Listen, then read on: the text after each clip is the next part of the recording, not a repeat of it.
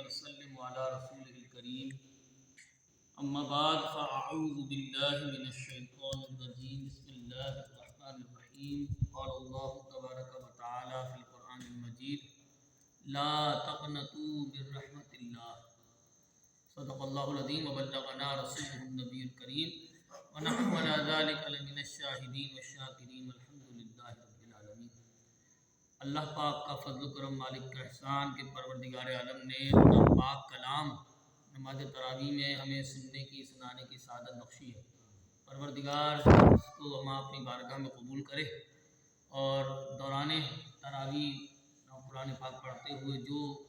ہم سے صحب ہو جائے، غلطیاں ہو جائیں، اللہ تعالیٰ نے معاف فرمائے۔ بتقاضۂ بشریت غلطی ہونا ممکن ہے، بتقاضۂ بشریت غلطی ہونا ممکن ہے۔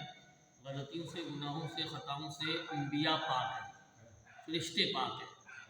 ہم بڑے گناہگار سیاکار لوگ ہیں، بڑے عاجز، ناتواں اور انتہائی مجبور، بے بس، لاچار قسم کے لوگ ہیں۔ ہم کم ہمت، کم حوصلہ لوگ ہیں۔ پروردگار ہمارے آسانی فرمائے ہمارے لیے، آگے آنے والی تراویح میں اللہ میں آسانی فرمائے، دن میں روزہ رکھنا آسان کرے اور رات میں نماز تراویح کی ادائیگی ہمارے لیے آسان بنائے۔ آپ کے سامنے قرآن پاک کی آیت پیش کی، لا تقنطوا من رحمت اللہ۔ اس کا ترجمہ یہ ہے کہ اللہ کی رحمت سے مایوس نہ ہو، اللہ کی رحمت سے نا امید نہ ہو۔ کتابوں میں لکھا ہے کہ اللہ کی رحمت سے نا امید ہو جانا، اللہ کی رحمت سے مایوس ہو جانا کفر ہے۔ بندہ کافر ہو جاتا ہے اگر وہ مایوس ہو جائے اللہ کی رحمت سے۔ اس کے بہت زیادہ نقصانات ہیں، مایوسی اور نا امیدی کے بہت زیادہ نقصانات ہیں۔ ایک نقصان تو اس کا یہ ہے کہ جب بندہ نا امید اور مایوس ہو جاتا ہے تو وہ پھر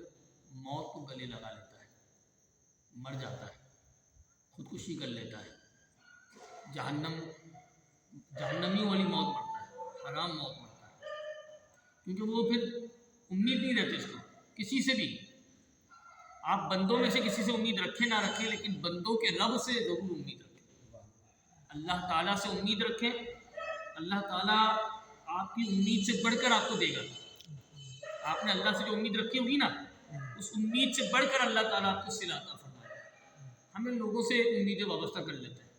ہم لوگوں سے امیدیں وابستہ کر لیتے ہیں، لوگوں سے اپنی امیدیں جوڑ لیتے ہیں، پھر لوگ ہماری امیدوں کو اپنے پیروں تلے روند ڈالتے ہیں، توڑ دیتے ہیں ہماری امیدیں، ہماری محبتیں، ان کا صلہ صحیح نہیں دیتے لوگ، تو پھر ہم مایوس ہو جاتے ہیں۔ تو جو ہر در سے مایوس ہو جائے اس کو پھر اللہ کے در سے مایوس نہیں ہونا چاہیے، اللہ کے در سے جڑ جانا چاہیے، اپنی امیدوں اور اپنی امیدوں، محبتوں، عقیدتوں کا مرکز و محور اللہ کی ذات کو بنانا چاہیے، ذات باری تعالیٰ۔ اس سے اللہ تعالیٰ سے ضرور لو لگانی چاہیے، اللہ سے امید رکھنی چاہیے پروردگار سے۔ اللہ تبارک و تعالیٰ پتھر میں رہنے والے کیڑے کو نا بھوکا نہیں مارتا۔ اللہ تعالیٰ پتھر میں رہنے والا جو کیڑا ہے وہ بھوکا نہیں مرتا، تو میں اور آپ میں سے بھوکا مریں گے۔ اللہ تعالیٰ نے قرآن پاک میں فرمایا وَلَقَدْ كَرَّمْنَا بَنِي آدم،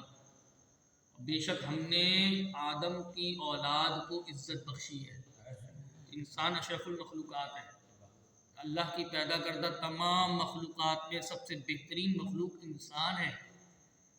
پتھروں کو اللہ رزق دے رہا ہے، پرندوں کو رزق دے رہا ہے، جانوروں کو رزق دے رہا ہے، تو انسان کو بھی اللہ ہی رزق دیتا ہے۔ تو انسان کو کسی قسم کی مایوسی اور نا امیدی نہیں کرنی چاہیے، اللہ کو اپنے بندے کو اپنے رب سے جڑ جانا چاہیے، عبادت کرے، ریاضت کرے، قرآن پاک کی تلاوت کرے، کوشش بھی کرتا رہے۔ اب یہ بھی نہ کرے کہ بالکل ہاتھ پہ ہاتھ رکھ کے بیٹھ جائے اور اللہ تعالیٰ کوئی حرکت نہ کرے، کوئی کام نہ کرے، محنت نہ کرے، اور پھر کہیں مجھے تو اللہ سے امید ہے، تو یہ غلط ہے، یہ غلط ہے۔ امید بھی اللہ سے لگائے، اور اللہ ہی کا حکم ہے اور اللہ کے پیارے نبی کا حکم ہے کہ محنت بھی کرو، کوشش بھی کرو، رزق حلال حاصل کرنے کی جستجو کرو، تو دونوں چیزوں پر عمل کرے، اللہ کی ذات سے امید بھی رکھے اور اللہ تبارک و تعالیٰ اور اس کے پیارے نبی کے حکم پر عمل کرنے کے ارادے سے رزق حلال حاصل کرنے کی کوشش بھی کرے، تو انشاءاللہ عز و جل اللہ تعالیٰ اس کو ضرور باعزت حلال روزی کے ذرائع اور اسباب مہیا فرما دے گا۔ اس کو اللہ تعالیٰ وہاں سے رزق دے گا جہاں سے اس کا گمان بھی نہیں جائے گا، ایسی جگہ سے اللہ تعالیٰ اس کو روزی عطا فرمائے گا۔ تو یہ ضرورت اس صبر کی ہے کہ انسان امیدوں اور اپنی محبتوں عقیدتوں کا مرکز و محور ذات باری تعالیٰ کو بنائے۔ ہمارے پیڑے بھی آقائد و جہاں نبی آخر الزمان رحمت عالمیہ صلی اللہ علیہ وسلم امام الانبیاء ہیں، آقائد و جہاں ہیں، حضور سید المرسلین ہیں، خاتم النبیین ہیں، شفیع المذنبین ہیں،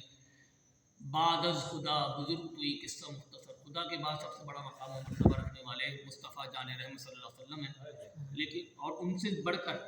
بڑھ کر اللہ سے امید لگانے والا کوئی نہیں ہو سکتا۔ آپ نے اللہ سے امید بھی لگائی اور پھر اللہ کی بارگاہ میں توبہ، اللہ کی بارگاہ میں دعا بھی مانگی۔ جنگ بدر ہوئی نا، غزوہ بدر میں 313 مسلمان تھے صحابہ کرام، تو جب 313 صحابہ کرام تھے اور ان کے ارادے، ان کی نیتیں اتنے حوصلے اور ان کے بلند و بالا تھے، لیکن تعداد میں کیونکہ کم تھے، تو ہمارے پیارے نبی آقا جہاں صلی اللہ علیہ وسلم نے جنگ ہونے سے پہلے، غزوہ شروع ہونے سے پہلے، غزوہ بدر ہونے سے پہلے ہمارے پیارے نبی آقا جہاں صلی اللہ علیہ وسلم نے اللہ کی بارگاہ میں دعا مانگی، یا اللہ 313 مسلمان ہیں، یہ تیرے نام لیوا ہیں، یہ بھی اگر دنیا میں نہ رہے تو تیرا نام لینے والا کوئی نہیں ہوگا، یا اللہ ان کی مدد فرما۔ دعا بھی کی، پھر دعا کرنے کے بعد میدان عمل میں اترے، میدان جنگ میں اترے، صحابہ کرام کی قیادت فرمائی اور کفار سے جنگ کرنے میں کامیاب ہوئے۔ اللہ اکبر، میان سے تلوار نکالی سرکار نے اور کام بھی کیا، دعا بھی کی، امید بھی رکھی اور میدان جنگ میں اتر کر کفار کا مقابلہ بھی کیا۔ ساری چیزیں کی نا سرکار نے، تمام چیزیں۔ امام الانبیاء ہے، آپ بیٹھے نہیں رہے کہ اللہ کی مدد کا انتظار کرتے رہے، نہیں، اللہ نے مدد کی، ضرور کی، لیکن دعا کی، عمل بھی کیا نا، میدان جنگ میں اترے بھی۔ یہ نہیں کہا کہ میں امام الانبیاء ہوں، میں نبیوں کا سردار ہوں، میں صحابہ کا سردار ہوں، مجھے کیا ضرورت ہے جانے کی میدان جنگ میں، نہیں، ایسا نہیں۔ صحابہ کرام کی قیادت فرمائی، لیڈرشپ سرکار کے ہاتھوں میں تھی، سرکار نے قیادت فرمائی، سرکار نے مشورے دیے کیسے لڑنا ہے، کہاں جا کے حملہ کرنا ہے، کس طرح حملہ کرنا ہے، اللہ اکبر، اور پھر دعا بھی مانگی، اور نبی کی ہر دعا مقبول ہوتی ہے، اللہ تعالیٰ نے فرشتے نازل فرما دیے، ہاں، اللہ اکبر۔ تو وہ ارادے اور حوصلے اور امید ہی تو تھی ہمارے پاس، نبی کی اور صحابہ کی امید ہی تو تھی اللہ سے، کہ اس امید کو اللہ تعالیٰ نے اس امید کی لاج رکھی اور فرشتے نازل فرمائے، 1000 فرشتے نازل ہوئے ہمارے پاس نبی اور صحابہ کرام کی مدد کرنے کے لیے، پروردگار عالم نے 1000 فرشتے نازل فرما دیے۔ تو وہ امید تھی نا اللہ سے، اس امید کا صلہ اللہ نے یہ دیا کہ فرشتے نازل فرما دیے، نورانی مخلوق اتری ہے، نورانی مخلوق اتری امام الانبیاء اور صحابہ کرام کی مدد کے لیے، امید کا صلہ تھا، امید کا صلہ ہے۔ تو اس میں بڑا درس ہے ہمارے لیے، ہم صرف دعا پر انحصار نہ کریں اور ہم صرف دوا پر انحصار نہ کریں، دعا بھی کریں، دوا بھی کریں، دونوں کام کریں، دعا بھی دوا بھی، کسی ایک چیز پر انحصار کر کے بیٹھے نہ رہیں، دونوں کام کرنے ہوں گے، محنت بھی، کوشش بھی، اور اللہ تعالیٰ کی بارگاہ میں دعا بھی، دونوں چیزیں ہوں گی تو انشاءاللہ عز و جل ہماری مرادیں اللہ تعالیٰ پوری فرمائے گا۔ اللہ تعالیٰ سے دعا ہے پروردگار جو کچھ کہا سنا گیا اس کو اپنی بارگاہ میں قبول فرمائے، ہماری امیدوں کا مرکز و محور اللہ کی ذات رہے، ہمیشہ سے ہمیشہ رہے، تا دم مرتے دم تک ہم اپنی امیدیں اللہ تعالیٰ سے وابستہ رکھیں۔ لوگوں سے امیدیں رکھیں گے تو ذلت و رسوائی ہے اور کچھ نہیں ہے، لوگوں سے امیدیں رکھ کر بندہ ذلت و رسوائی کا شکار ہوتا ہے، بندے امیدیں توڑ دیتے ہیں، امید بندے کی نظر میں کوئی حیثیت نہیں ہے، جب آپ کی کوئی امید توڑے گا تو پھر آپ آگے سے آپ بھی امید توڑیں گے، تو امیدیں ٹوٹتی ہیں، تو امید وہ شیشہ ہے جو ٹوٹتا ہے تو آواز پیدا نہیں ہوتی، امید وہ شیشہ ہے جب ٹوٹتا ہے تو آواز پیدا نہیں ہوتی۔ اللہ اکبر، آنکھوں سے آنسو نکل آتے ہیں، امید لگا رکھی ہوتی ہے تو ٹوٹ جاتی ہے، بندہ امید پر پورا نہیں اترتا، پھر دل رو رہا ہوتا ہے، دل آنکھوں سے آنسو نکلے نہ نکلے دل رو رہا ہوتا ہے، تو ایسی امیدیں بندوں سے نہ لگائیں، اللہ تعالیٰ سے جوڑے، انشاءاللہ عز و جل اللہ تعالیٰ آپ کی امید سے بڑھ کر آپ کو صلہ عطا فرمائے گا۔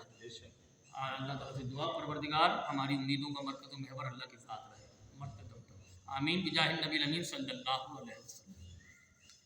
اللہم صلی اللہ سیدنا و مولانا محمد و علی آل سیدنا و مولانا